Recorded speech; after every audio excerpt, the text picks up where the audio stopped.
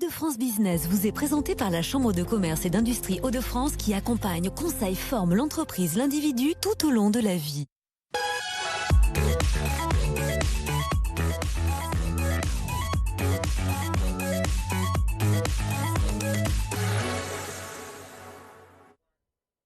Bonsoir à tous et bienvenue dans votre magazine économique consacré aux entreprises des Hauts-de-France, le numérique et ses conséquences sur l'environnement. On en parle ce soir, un sujet de préoccupation évidemment pour beaucoup d'entreprises. Comment moins polluer? Eh bien, on aborde le sujet avec notre invité et l'entreprise spécialisée dans l'informatique Norsys, basée à Envelin. Notre invitée Mathilde Dury, directrice du groupe. Bonsoir. Bonsoir. Merci beaucoup d'être avec nous, d'avoir accepté notre invitation et comme chaque semaine évidemment, Élodie Souris-Lavergne, chef d'édition du Journal des entreprises, est avec nous. Bonsoir Marie, bonsoir Mathilde. Bonsoir. Bonsoir Élodie, on commence avec quelques chiffres justement autour de Norsys pour faire un petit peu plus connaissance.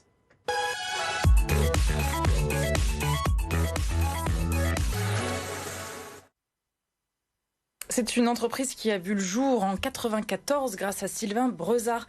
Il crée donc à l'époque Norsys. Il est également président de Greenpeace France. 600 collaborateurs pour Norsys, dont 140 à Envelin, 9 agences à travers la France et une au Maroc. Et le chiffre d'affaires avoisine les 46,3 millions d'euros pour l'année 2020. Alors le numérique représente 4% des gaz à effet de serre. Mais c'est quoi exactement cette pollution numérique ?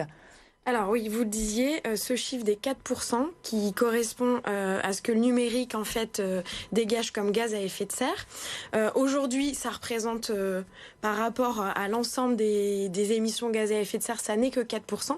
Mais si on regarde la courbe, elle est exponentielle. Et ça va faire que se démultiplier. Et ça se matérialise comment en fait? C'est compliqué du coup, le numérique, Internet, etc. On a du mal à... Alors aujourd'hui, on fait un gros effort sur les déplacements parce qu'on y est contraint et on voit une envolée du télétravail, ce qui permet de moins polluer avec sa voiture.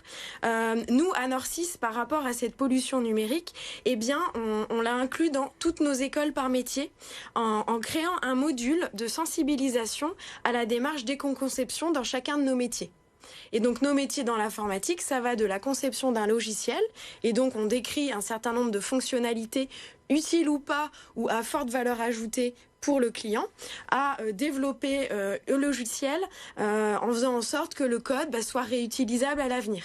Voilà, donc ces notions de régénération, de réutilisation, de faire en sorte qu'il y ait une valeur ajoutée pour l'utilisateur, ce sont des ingrédients qui permettent d'amener nos métiers de l'informatique vers l'éco-conception. Alors Norsys, c'est une entreprise informatique engagée, une entreprise qui est dite à mission. Qu'est-ce que c'est ce concept d'entreprise à mission? Comment ça se traduit au quotidien dans le fonctionnement de l'entreprise?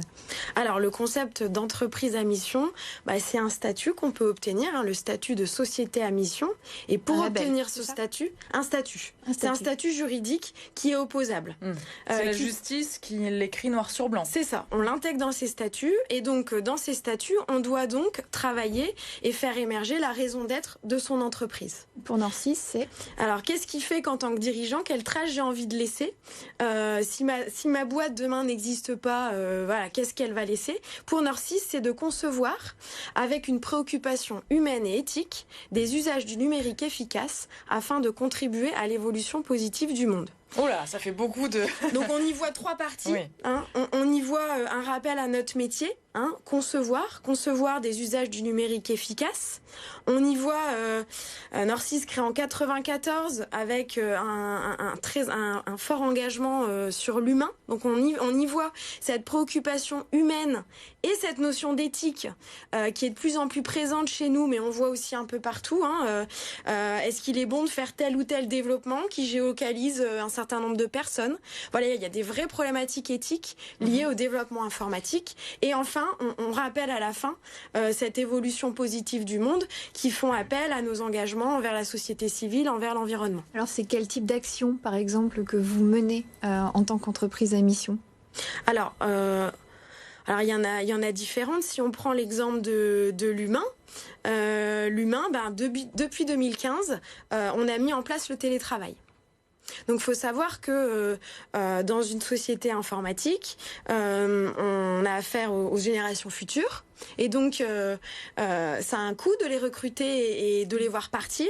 Donc, c'est sûr que cette démarche humaine et le fait de proposer du télétravail, donc bien ça permet, la crise sanitaire, ça permet de répondre aux attentes des générations.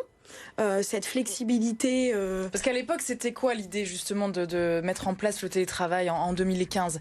L'objectif, c'était quoi ? C'était pour le confort des salariés ? C'était pour réduire les déplacements du coup en voiture ? C'était quoi ? Ouais, il y a plusieurs effectivement sources de motivation, mais en fait, le principe de départ, c'est de dire qu'une entreprise elle a les moyens d'anticiper et de réagir vite face à des situations qu'elle observe.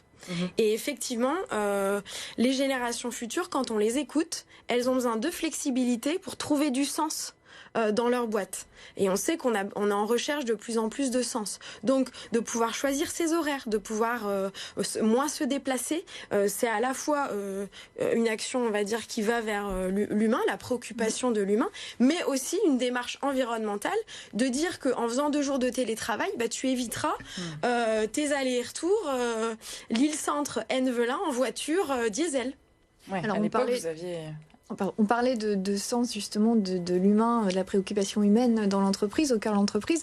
Quand vous choisissez les actions que vous menez en tant qu'entreprise à mission, est-ce que les collaborateurs sont partie prenante, ils participent au choix, ils sont force de proposition ? Comment ça se passe ? Alors déjà, la raison d'être de Nord6, elle a été conçue avec différents organes de gouvernance de l'entreprise. Donc effectivement, il y a une réflexion personnelle du dirigeant, mais on a embarqué dans l'aventure le comité social et économique, on a embarqué le comité de direction, on a embarqué des collaborateurs. Voilà, il faut savoir que pour qu'elle soit portée et tenue, faut avoir appliqué des principes de gouvernance participative. Et tout part quand même de Sylvain Brezard. À la base, c'est entre guillemets politique en fait. Ça vient de lui et de sa conception. Effectivement, la raison d'être, au départ, il a répondu à 4 questions. Se dire, qu'est-ce que j'aime faire ? Qu'est-ce que je sais très bien faire ? Ce dont le monde a besoin et pourquoi j'ai envie d'être payé. Et ça dénote quand même avec le monde de l'entrepreneuriat comme on le voit aujourd'hui. Alors, le modèle, un modèle de développement, c'est sûr que les actionnaires ont largement leur place dans la création de modèles et dans le fait que chacun le porte à son niveau dans l'entreprise. Du coup, ça freine pas la performance de l'entreprise. Nord6 reste en croissance, parce qu'on a souvent un peu l'idée reçue que tout ce qui est préoccupation environnementale et business, c'est pas forcément compatible. Vous êtes le contre-exemple, en fait, c'est ça ?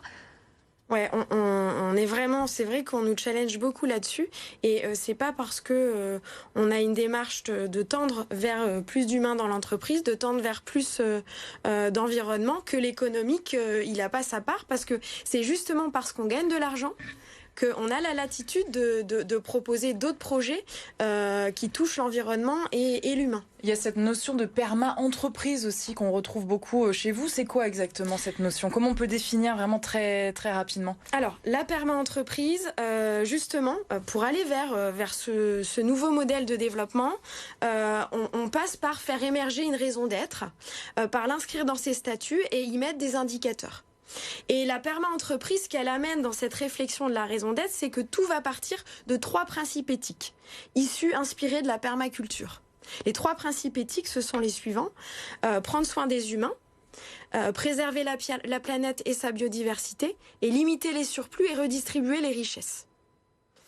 Donc vous voyez bien qu'on retrouve de l'humain, de l'environnemental, du sociétal et de l'économique dans cette équation. Et donc la perma-entreprise, c'est ce qu'elle apporte par rapport au chemin vers la raison d'être, vers l'émergence de l'intégration dans ses statuts. Le bien-être au travail aussi beaucoup. Et suite à ça, on y met des projets et des indicateurs d'impact. Et la perma-entreprise impose 23 indicateurs d'impact. Mais est-ce que c'est un stade supplémentaire par rapport à l'entreprise à mission ou c'est complémentaire ? Il y a aussi la démarche RSE. Il y a beaucoup d'entreprises qui mènent aujourd'hui une démarche RSE. Comment ça s'articule un petit peu tout ça ? Alors, la RSE, le constat, c'est que ça fait 20 ans qu'elle existe. Et ça fait 20 ans qu'on voit bien qu'on ne va pas aussi vite. Voilà. Donc nous, en proposant ce nouveau modèle, on va dire, plus engageant, puisqu'on parle d'objectifs d'impact. On n'est pas sur des objectifs de fait. On est sur de l'impact. Donc, elle engage beaucoup plus. Et le fait que dans la perma-entreprise, il y a 23 objectifs d'impact imposés autour de l'égalité professionnelle, autour du télétravail, qui font que, quelque part, ça oblige l'entreprise à avoir un minimum sur de l'humain, sur de l'environnement et sur de l'économie. Vous voulez faire changer les mentalités de vos homologues dirigeants d'entreprise? C'est ça aussi le but pour vous? Oui, le but, le message, c'est de dire qu'aux dirigeants, l'État a un cycle de décision long et du coup va plus être là pour guérir, soigner.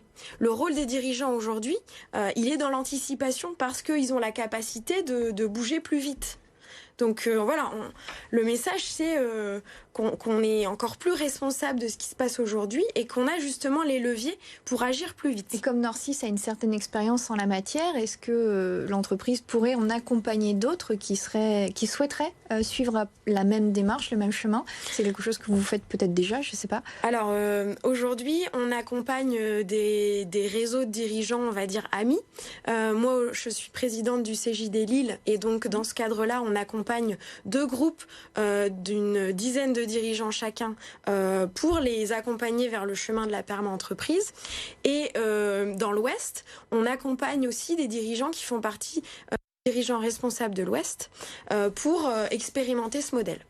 Et Sylvain Brezard, donc le dirigeant de l'entreprise, a résumé la perma-entreprise dans Désolée, on n'a pas le temps de continuer leur tour. Merci beaucoup Mathilde Dury d'avoir été avec nous pour nous parler de tout cela. C'est fort passionnant, la perma-entreprise, développement durable, etc. Merci beaucoup Élodie. À la semaine prochaine pour un nouveau numéro du magazine Hauts-de-France Business. On se retrouve bien sûr demain mercredi pour parler emploi et du recrutement dans les transports.